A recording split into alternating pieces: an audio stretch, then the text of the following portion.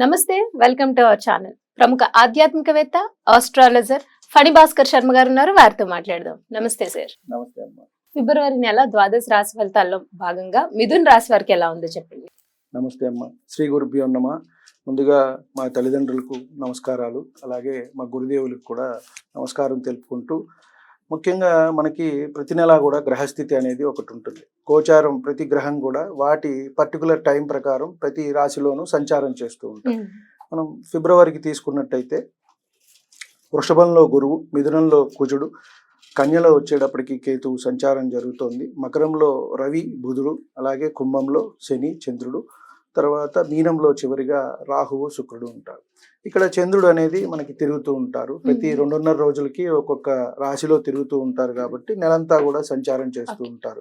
మిగతా గ్రహాలన్నిటికీ 30 రోజులు, 45 రోజులు అలా వాటి పర్టికులర్గా ఉన్నాయి. సో ఈ గ్రహస్థితిని మనం ప్రామాణికంగా తీసుకుని ముందుగా మనం గ్రహస్థితి చూసుకున్నాం కాబట్టి ఇప్పుడు ఏ నక్షత్రాల వారు దీంట్లోకి వస్తారు అనే విషయాన్ని మనం తెలుసుకున్నట్టయితే మనం గోచార ఫలితాలు తెలుసుకోవచ్చు.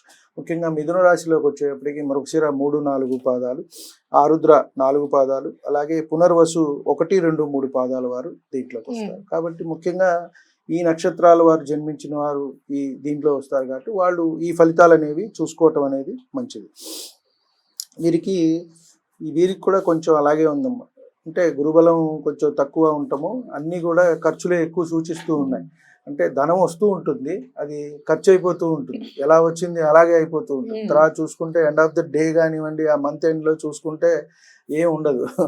ఎంత ధనం వస్తుంది అంటే అంత ధనం కూడా మొత్తం ఖర్చు అయిపోతుంది. ఖర్చులు అయితే అధికంగా ఉన్నాయి ఈ నెల కూడా.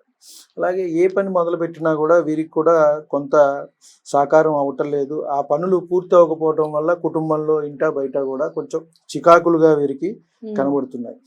కొంచెం వాహనాలు అవి నడిపేటప్పుడు వీరు జాగ్రత్తగా ఉండమని చెప్పదగ్గ సూచన. అంటే కొంచెం గాయాలు అయ్యే అవకాశం కనబడుతుంది. వాహనాల్లో వెళ్ళేటప్పుడు కొంత జాగ్రత్తగా ఉండటం అనేది మంచిది.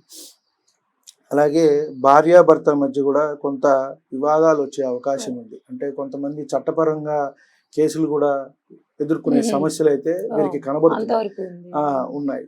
అంటే కొంతమంది లేని పక్షంలో కొన్ని గొడవలు అవుతాయి, కొంతమందికి లేని పక్షంలో కొంతమందికి అలాంటి విషయాలు కూడా కోర్టుల ద్వారా కొంత వీరికి ఇబ్బందులు అయ్యే అవకాశం అయితే కనబడుతుంది.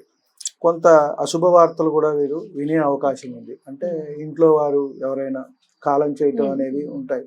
తల్లి తరపు వారు కానివ్వండి, తండ్రి తరపు వారు కానివ్వండి, కొంచెం ఇలాంటి అంశాలు కూడా ఉన్నాయి. అంటే వీరికి కొంత ఇంటా బయట కూడా సమస్యలుగా ఉన్నాయి. ఏ పని చేసినా కూడా ఇప్పుడు బయట మనం ఏదో పని చేసుకుని వెళ్ళి వస్తాము, ఇంటికి వచ్చినప్పుడు కాస్త మనశ్శాంతిగా ఉంటే కొంచెం హాయిగా ఉంటుంది. ఆ ఉన్న 2 గంటలైనా, రాత్రి పడుకునే 6 గంటలైనా, అది కూడా లేకుండా ఇక్కడ కూడా సెగగా ఉందనుకోండి, కొంత ఇబ్బందిగా ఉంటుంది. అంటే మనం అనేది ఒకళ్ళని ఏదో కించపరచడం, ఇబ్బంది పెట్టడం, మాట్లాడటం కాదు. ఇప్పుడు ఆడామగా ఇద్దరు ఉద్యోగాలు చేసుకుంటున్నారు కాబట్టి ఎవరికి వారు కొంత కాంప్రమైజ్ అవ్వాల్సిన అవసరం ఉంది. కానీ కొంత ఈగో ప్రాబ్లమ్స్ వల్ల కూడా కొంచెం ఎక్కువగా వస్తూ ఉన్నాయి. ఇప్పుడు ప్రస్తుత సమాజానికి తగ్గట్టుగా చూసుకున్నట్టయితే ఇవే ఎక్కువగా ఉన్నాయి.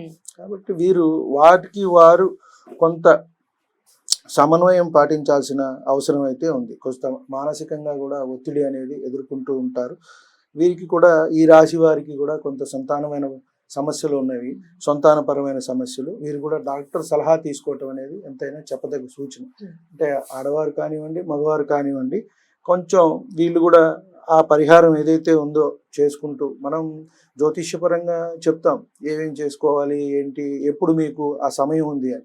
అలాగే మనం తదనుగుణంగా డాక్టర్ని కూడా సంప్రదించినట్టయితే అటు మెడికల్ పరంగా కూడా ఏమన్నా ఇబ్బందులు ఏమన్నా ఉన్నాయా అనేది వాళ్ళు చూసి వీరికి సలహా ఇవ్వటం అనేది చేస్తారు. కాబట్టి వీరికి కూడా కొంత ఇబ్బందికరంగానే ఉందమ్మా. ఫిబ్రవరి నెలలో మిథున రాశి వారు కూడా కొంత జాగ్రత్తగా ఉంటాము, సమన్వయంగా ఉంటాము.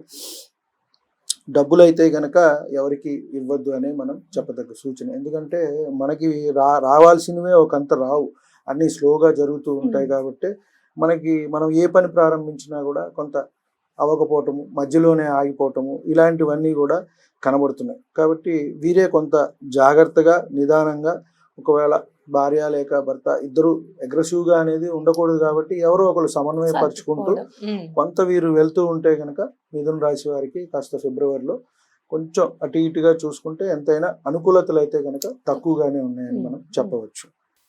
మీరు ఎటువంటి పరిహారాలు పాటించాలి? వీరమ్మ పరిహారం అంటే కాస్త లక్ష్మీ నరసింహస్వామి ఆరాధన చేసుకున్నట్టయితే మంచిది. అంటే మంగళవారం పూట స్వామివారికి చేసుకోవటం అనేది మంచిది. అలాగే కందులు కూడా కొంచెం దానం ఇచ్చుకున్నట్టయితే మంచిది. ఎందుకంటే ఆ కుజగ్రహం జన్మల్లోనే ఉండటం, మిథునంలో స్తంభించడం వల్ల వీరికి ఆ ఇబ్బందులు అనేవి వస్తూ ఉన్నాయి.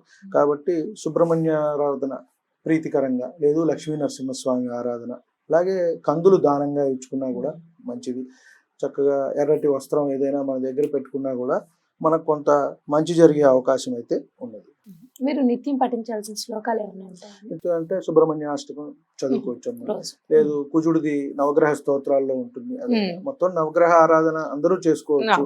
పర్టికులర్ గా మనకి ఏ మహర్దశ నడుస్తుందో చూసుకుని ఆ గ్రహ ఆరాధన చేసుకుంటాం అనేది మంచిది. ముఖ్యంగా మనకి కుజ మహర్దశ నడుస్తోంది అనుకోండి, సుబ్రహ్మణ్య స్వామి ఆరాధన, అలాగే నవగ్రహ స్తోత్రాల్లో ధరణి గర్భ సంభూతం అని ఉంటుంది, అది చదువుకుంటే గనక సరిపోదు. లేదు మొత్తం చదువుకుంటానండి అంటే గనక చక్కగా చదువుకోవచ్చు. వారికి శుభ్రంగా నవగ్రహ స్తోత్రాలన్నీ కూడా చదువుకున్నా కూడా మంచిది. దీనికి అదృష్ట సంఖ్య ఏంటి? అదృష్ట సంఖ్య 5 అమ్మ. ఆ రోజు ఏమన్నా పనులు చేసుకున్నా కూడా వీరికి మంచి జరుగుతుంది. 5వ తారీఖు అలా చూసుకున్నా 14 ఇట్లా ఆ సంఖ్య చూసుకుని వారికి, అంటే ఒక్కొక్క నక్షత్రానికి తారాబలాలు ఉంటాయి. ఆ వాటి ప్రకారం పనులు చేసుకుంటే మనకు కాస్త మంచిగా ఉంటుంది అని. ముఖ్యంగా బుధ గురు శుక్రవారాలు మంచివి. ఏ పని చేసుకోవాలనుకున్నా మనం మంచి సంకల్పించాము అంటే ఆ వారాలు మంచివి. అలాగే మనకి హోరలు కూడా అవే ఉంటాయి, బుధ గురు.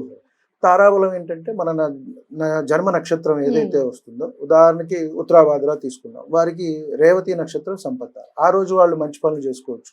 తర్వాత మళ్ళీ అశ్విని చేసుకోకూడదు, భరణి చేసుకోవచ్చు. సో అలాగే ఈ మిథున రాశిలోకి వచ్చినప్పుడు మృగశిర, ఆరుద్ర, పునర్వసు ఉంటాయి కాబట్టి వాళ్ళకి తారాబలం చూసుకుని వారి తర్వాత 2, 4, 6, 8, 9 ఈ నక్షత్రాల్లో ఏ పని ప్రారంభించుకున్నా కొంత అనుకూలతగా ఉంటుంది. మధ్యలో ఇబ్బందులు, అబ్స్టికల్స్ వస్తూ ఉంటాయి కదా, అవి రావటం కొంత తగ్గుతుంది. వీరికి పచ్చమ్మ, పచ్చ ధరించినట్టయితే వీరికి మంచిది. మీరు సహజంగా కూడా జాతి పచ్చ ధరించవచ్చు మిథున రాశి వారు. అలాగే వీరికి పచ్చ వస్త్రాలు ధరించుకున్నా కూడా మంచిది. పరిహారాల గురించి చాలా చక్కగా వివరించారండి. ధన్యవాదాలు. నమస్తే.